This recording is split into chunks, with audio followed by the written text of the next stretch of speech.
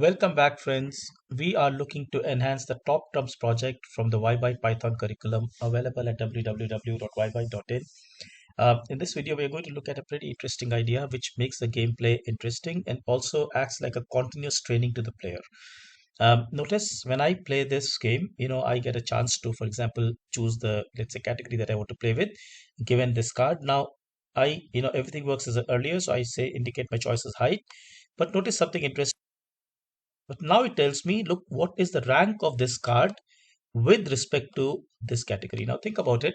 Every card, has these metrics, has these categories, and each category is basically a number, which means that we can really look at the entire data and tell, okay, look, this is, for example, height is 1776, the rank is 2. So it's the second card, let's say, in the rank of height, right? Let's look at a few more examples. So again, key of interest happened to be height. Height is 1463 here, that is rank 6. On the other hand, computer height is 1200, some other card, that's rank 13. Let's look at something else. So if I choose, for example, now say floors, let's say F is my category, it tells me that, look, this is rank number 3 in floors, and so on. So the point is every card. So let's look at this. Let's say I take time to build. 5 years seems like quite fairly long. So let's say I choose T. It tells me, look, my rank is 18, computer rank was 6, and hence computer 1. So basically, every time we play this, it tells us the rank of that card with respect to the particular category that we have played in. Now, why is this useful? Well, because it gives you a continuous training that okay, where does this card stand with respect to the category in there, and slowly with time you can learn more and more about the cards. And obviously, this is also a good programming practice. So let's see how we do this.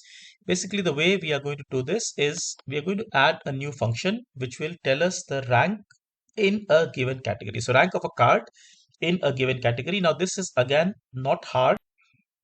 Now, the way we will do this is again by making use of this list all cards. I mean, that's the basic list that we're working on. This is the list of dictionaries. Every card is an item on that list. Now, what we are going to do is that given a category, we will extract the values for those categories into a list, and then we can figure out, by sorting, where this card exist, right? So, that's the whole idea. Let's kind of put this together in code so that it becomes more clear and see it working, right? So I'll get to my, let's say, my code here. I'll just add a new function. Let me just add it possibly here, let's say before the code actually starts. So I just go and say def, let's say category rank, um, you know, rank of a given card. And of course, I must indicate the category, right? So it's like a rank of the card in that given category, right? So I'll just go and say, let's just call it, let's say test card, so that, it's kind of like testing this card. Tell me what is the rank for this card in the given category. Now, I will assume that the category is being mentioned as, let's say, HF, the short form, which means that I will need to use the mapping dictionary to figure out, let's say, which metric am I looking at with respect to the all cards, let's say dictionaries in the all cards list. So I'll just put a, let's say, so given a card and a category, find the card's rank. Now, the first thing that I'll do is to extract, all the values for the given category um, into a list, right? So into a list, and this again is, can be done through list comprehension. Now we can do this using list comprehension as we have seen before. So I'm going to say, look, metric is a list. So let me put this in square brackets. And how do I populate this list? Well, I am going to say float, let's say card, and I'm going to index it twice over here. So what is it that I'm looking at? Well, um, basically mapping dictionary and category. So basically, I just look at the category. I find out the, let's say, the name of the key with respect to the all cards dictionary, and I find, I go and look at that value. I convert it to float because I want it to be numbers and they may have decimal places.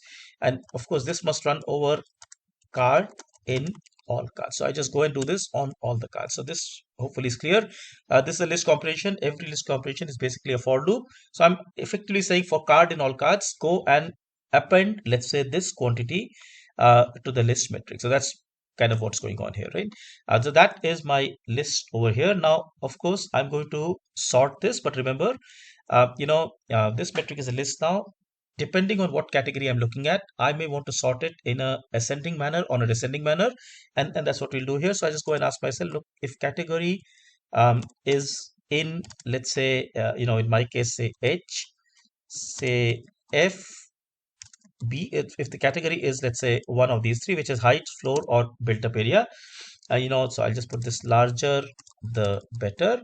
I'm going to sort this metric. So let's say metric, metric, say sorted. And again, I use the sorted function. So I just go and say sorted metric. Now notice the difference is this time we are sorting a list, but the whole principle remains the same. So I'm sorting this metric, and I just go and say reverse is true, which means it's going to be putting this in a descending order. The implication is that the largest values will end up on top, and that's an important point. On the other hand, if it is not one of these metrics, well, I'll again sort my my list of values here. However, I will not invert this time. So again, remember, in this case, smaller the better. This is in ascending order, which means that the winning categories, which means that the most, let's say, smallest values will be on the top, and those are indeed in the basically those are ranked, let's say, 1, 2, and 3, and so forth, right? Now, having done this, all I need to do is to figure out, look, I had my test card.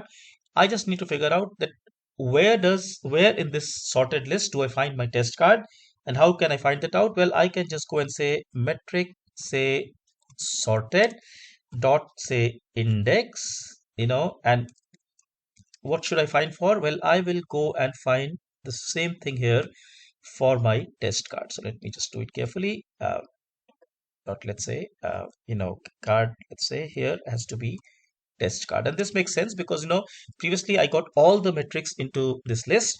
Now I'm saying that, look, please find for me the metric for the test card. Now, when I do this, this is going to be my rank. But of course, remember the indexing starts from 0, which means that the very first value will be indexed as 0. So to accommodate for all that, I will just go and say, well, rank is 1, and I can return, let's say, the rank. Now, this is really quite cool, actually. We'll just look at this in a moment. The idea is very simple. We are creating a list, sorting it, and then finding the rank. So let's see this in action. I have my all cards list over here. Let's just look at some items of it. So all card 0 happens to be the Empire State Building. We know that this is the fastest building to have been built, which means that if I were to look at, let's say, category rank of this card, so all cards in the category of, let's say, time to build, I expect to see a 1 over there, and that's indeed the case. However, for the same building, let's say I were to try to look at the height, well, that's kind of not so high. It's rank number 11. Let's look at a few more cards. So, I have my all cards 1. This is, okay, something we can see all cards. All right, so let's look at a few more cards. All cards 5 is Leaning Tower of Pisa.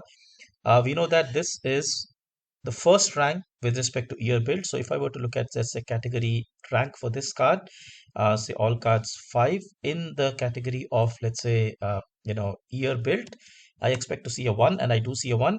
Of course, on some other category like floor and stuff, it will be almost towards the bottom because only 8 floors, right? So, you're getting the idea. The 30 cards is like the lowest rank card in there, right? Um, Now here we have Burj Khalifa, all cards 7. So if I were to look at the category rank for all cards 7, now remember, um, whether I look for floor or whether I look for heights, this is going to be the highest card, right? In the rank number 1. But if I were to look at, let's say, time to build, well, not too good. It's rank 24. In fact, it's quite low. So that's kind of pretty interesting, gives an idea. Now, how can I make this a part of the gameplay so that I don't have to probe it, let's say, separately?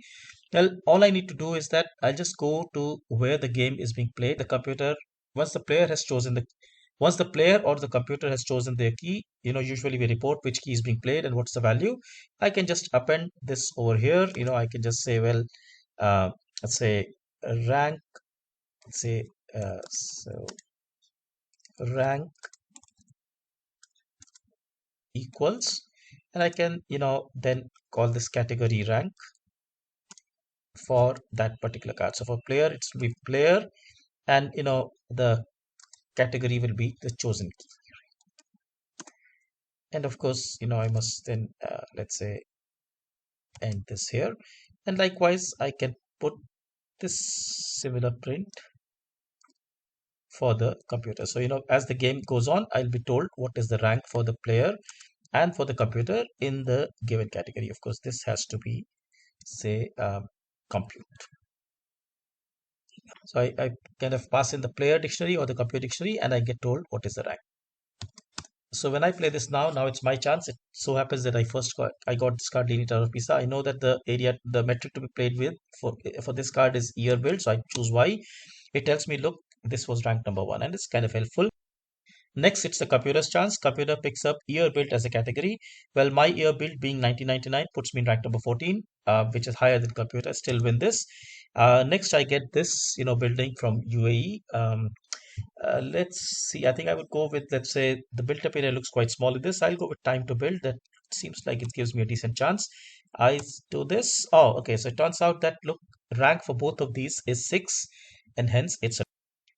Now, this brings me to something quite interesting about how the function actually works. So, in order to illustrate this point, let me just, let's say print this metric sorted so that we can get some insight into this.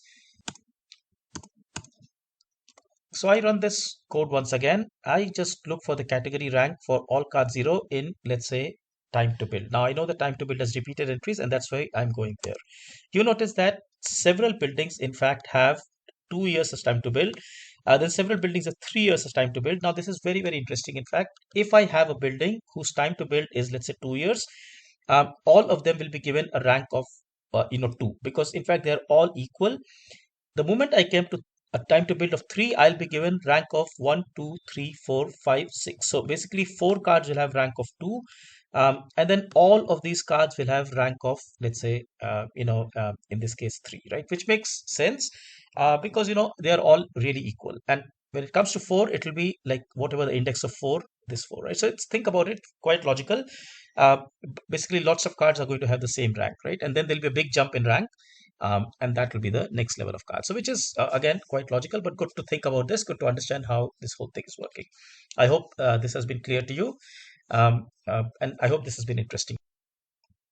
In general, building activities, making them work, making them better, putting enhancement ideas is a great way to learn programming because this gives us a direction to work towards and always makes the pursuit that much more enjoyable. Look at our website www.ybyte.in because we learn Python programming through such fun activities. Take care. Thank you so much. Bye bye.